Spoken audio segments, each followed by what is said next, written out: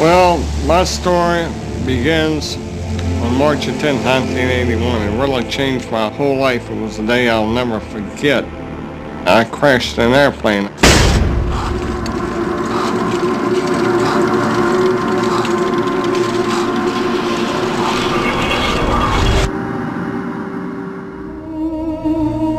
I ended up in the hospital completely paralyzed. My spinal cord was crushed. I broke the first and second cervical vertebrae.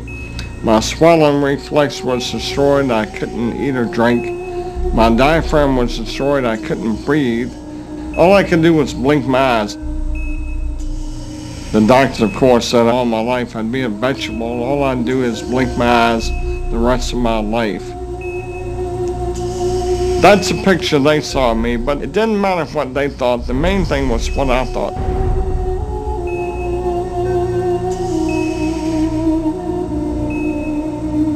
I pictured myself being a normal person again, walking out of that hospital.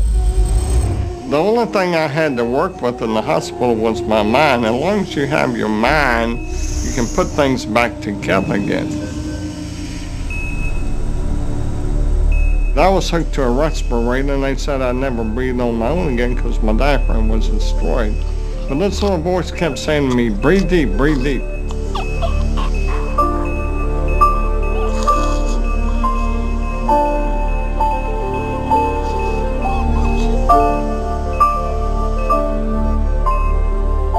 Finally, I was weaned from it.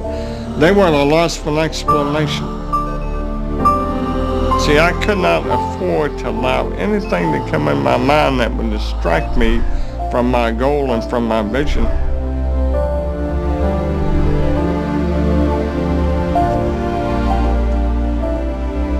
Well, I set a goal to walk out of the hospital on Christmas. That was my goal.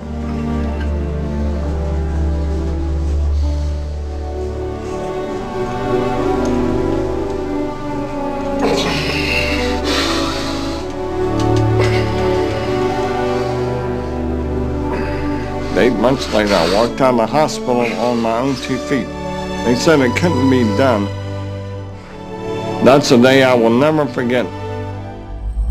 For people that are sitting out there right now watching this program that are hurting, if I wanted to sum up my life and sum up for people what they can do in life, I would sum it up this way in 6 words.